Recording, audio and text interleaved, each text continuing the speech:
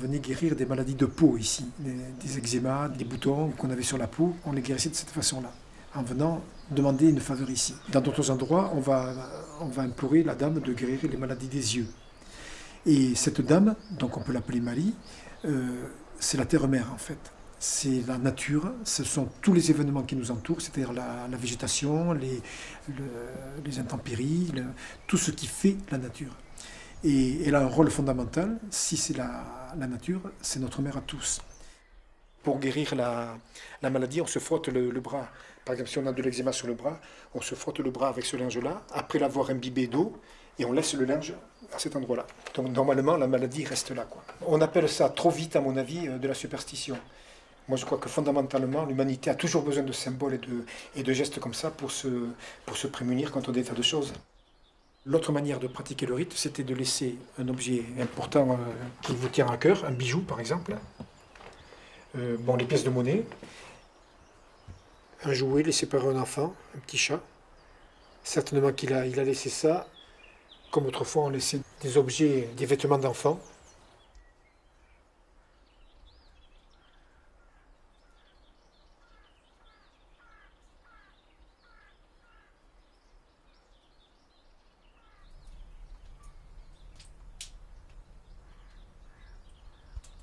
Pour les Basques, le ciel n'existe pas pratiquement. C'est plutôt le monde souterrain qui va être le lieu de vénération. C'est le gros avantage d'une mythologie où tout se passe dans le monde souterrain. Ici, on peut rencontrer les personnages mythologiques. Il suffit de passer le sas de la grotte.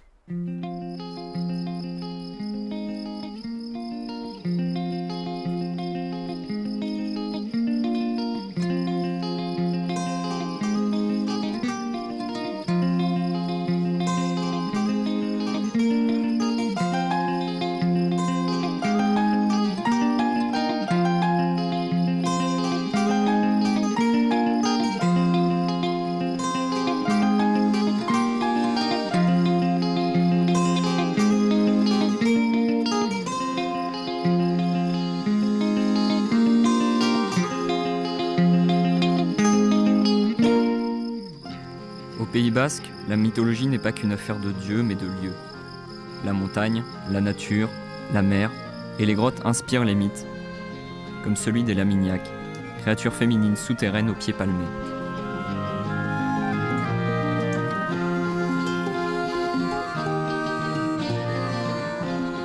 La pierre, chargée de cette mythologie, prend forme entre les mains du sculpteur Régis Pochelu.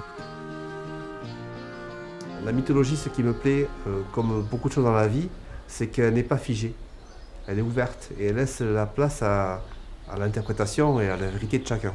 Et c'est ça qui m'intéresse.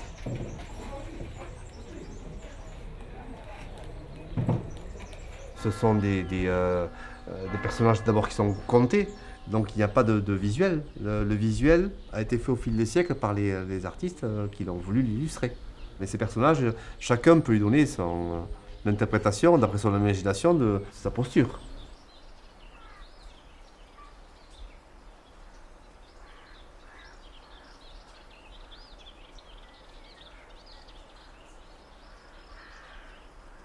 Ici, en haut, on retrouve Marie, une expression de Marie, la déesse de la nature, la déesse mère. En dessous, ici, on a le personnage de Bachayaon. Bachayaon, c'est l'homme sauvage. C'est le personnage qui vit dans les forêts et qui est bienveillant parce que malgré sa force et sa puissance, il est quand même bienveillant parce qu'il protège les bergers contre les attaques des loups, des ours, etc. Ici dessous, on a Shugar.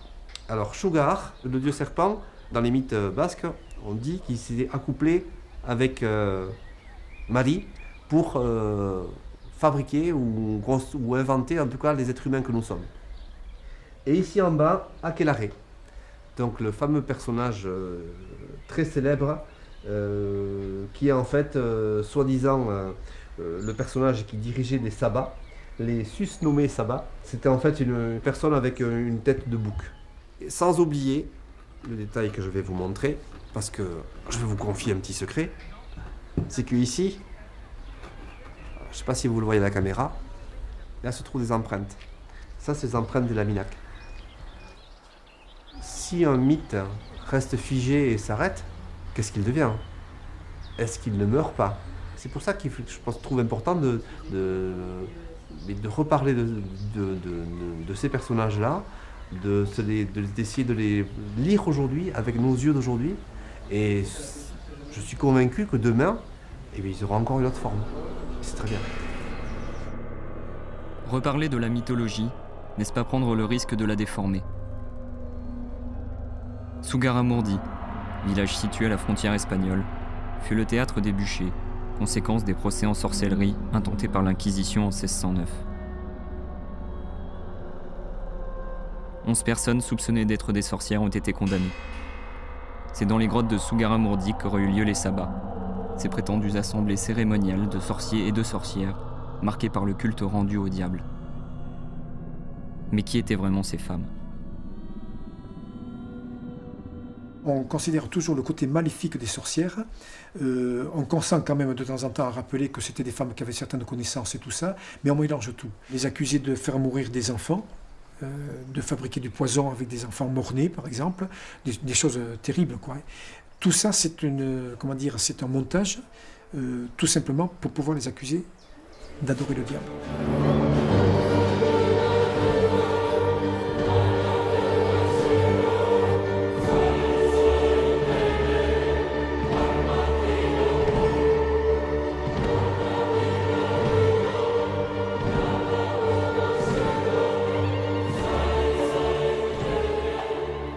Avec le fil du temps, les gens, même ici, vont déformer les choses et vont s'imaginer que les sabbats ont réellement existé, que ce qui est dit dans la sorcellerie a également existé, alors qu'on sait très bien que ce n'était pas le cas.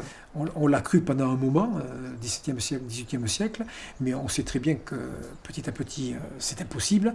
Malgré tout, on continue de croire que les femmes qui étaient ici étaient des sorcières qui avaient de réels pouvoirs. Mais ça, encore aujourd'hui, on a beaucoup de mal à l'expliquer aux gens. On préfère cultiver le folklore habituel de la sorcière maléfique et de la sorcière poursuivie par le juge en tant que sorcière. Alors que derrière la sorcellerie, il y a autre chose. Francisco de Goya, José de la Peña ont mis sur la toile leur interprétation de ces cérémonies. Aujourd'hui encore, les fantasmes perdurent. C'est dans Les sorcières de Sougarramurdi que la mise en scène de ces sabbats véhicule une image stéréotypée des histoires de sorcières. ¿Cómo se llama? ¿El qué? El pueblo. Sougarramurdi. Joder, como una perra, miente todo lo que puedas, engaña a los hombres, que estás en la edad.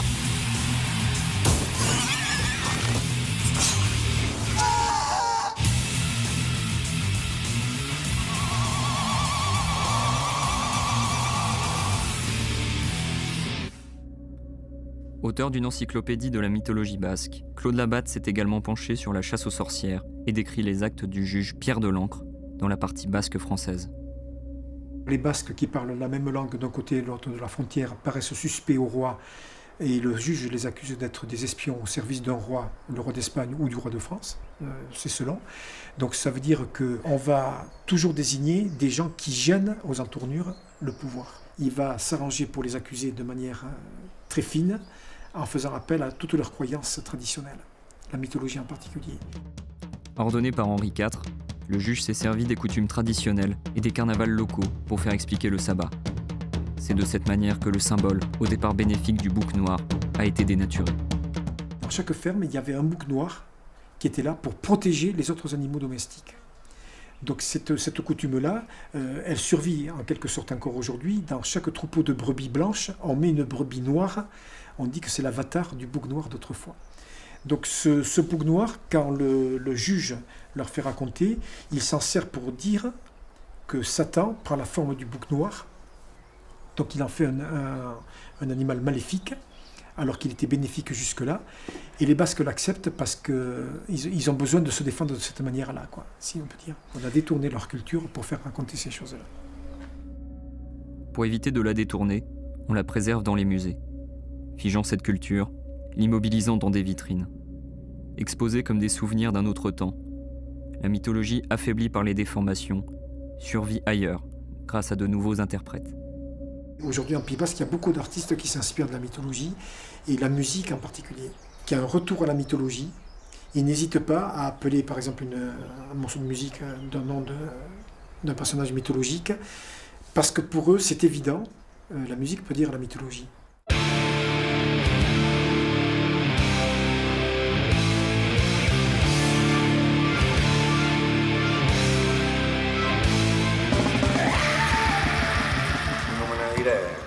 Jainko paganoak bildu aldauzen, izen horrek jainko pagano guztiak bilduko lituzke, ez?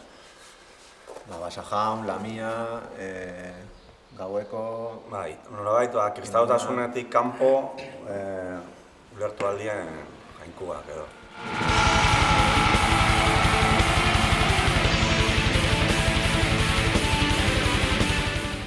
Évoquant à leur début les différents mythes, le groupe évolue et développe dans ses paroles les liens qui unissent les Basques à leurs entités mythologiques. Gaur egun ordia, horre bere rekorri dauki da. Gaur egun igual gehiago sartzen gara, zentratzen gara, izaki hoiengan sinisten zen garaietan, nolabait ze bizipen edo ze bizitzeko moduak edo pentsakerak nondi joan antzien edo referentzia gaur egun igual gehiago da bizipen horietara.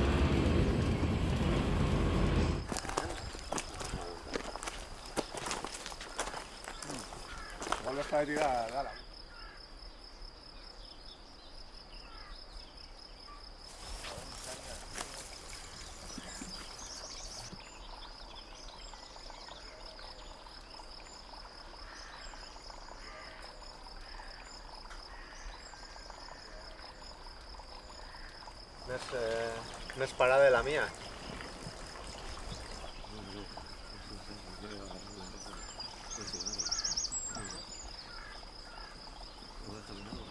I like this because the people don't come here. It's like a mystic. ¿Cómo se dice? Sitio que no conoce nadie. A place that nobody knows. Yes, here you can stay with only the sound of the water and the birds.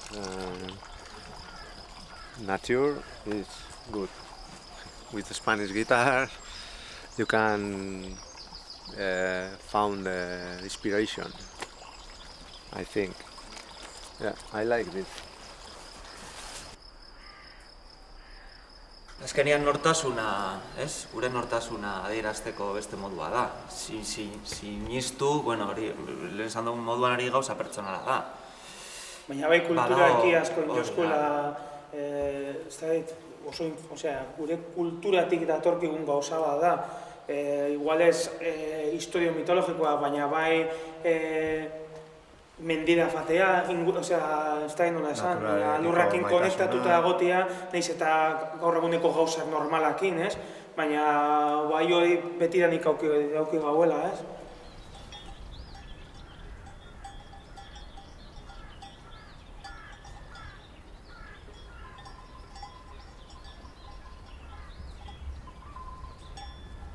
It's a perfect place for stay out of the civilization. That is what I like it. We like it. Rendant hommage au groupe de heavy metal basque Shoutagar, Numen s'est approprié leur titre phare Marie. La reprise trouve une place logique sur ce disque sorti en 2003, en français, Que les légendes continuent.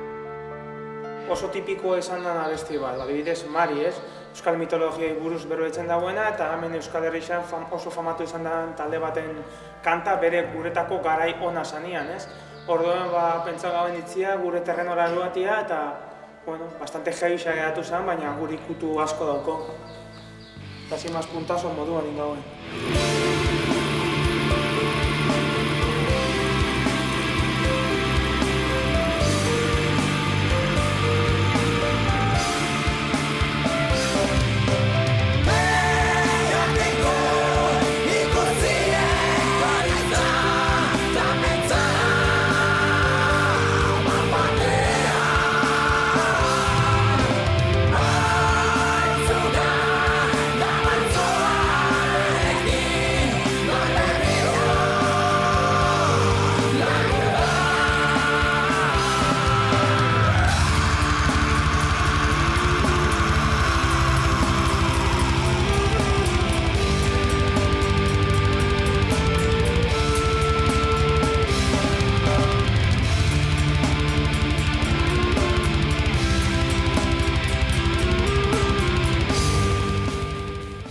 Numen, soucieux de créer un visuel en harmonie avec leur musique.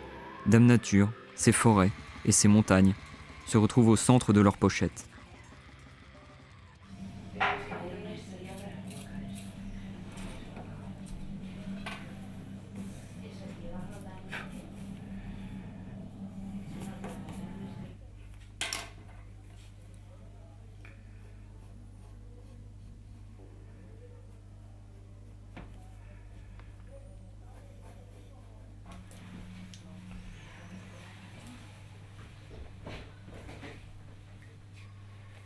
Igor Muguerdza, l'illustrateur de leur dernier album éponyme, puise lui aussi son inspiration dans ses racines basques.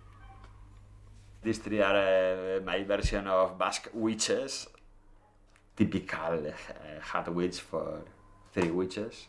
Tartalo, the cyclope, Basque cyclope, and Gaueko. It's like wolf. The translation is in English of the night, Gaueko. And this is the male Urtzi. Is the version of the male Indo-European god of the skies, like Odin or Thor, Gentillak, the pagan people, the ancient people, in ancient times, in caves and the original people. Basa jaun da basandere. It's like the myths of the Yeti and the Bigfoot all around the world. But in Basque countries, Basa jaun. And the female basandere.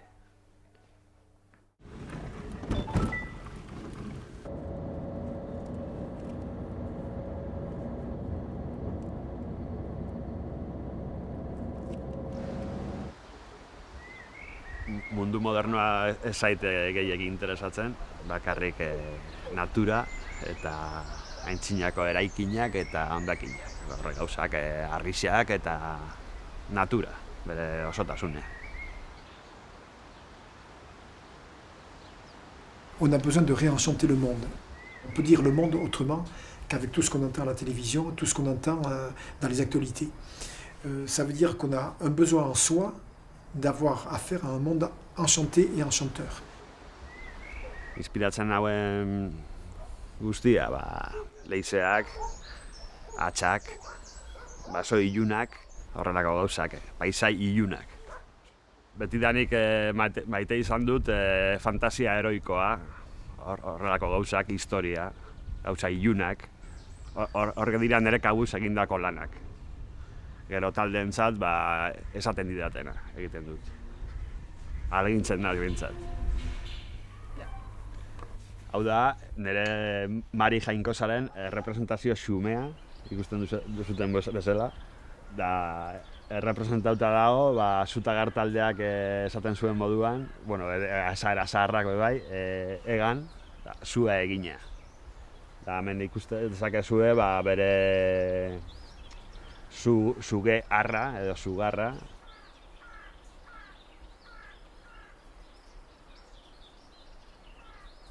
Aujourd'hui, comment on va vivre la mythologie?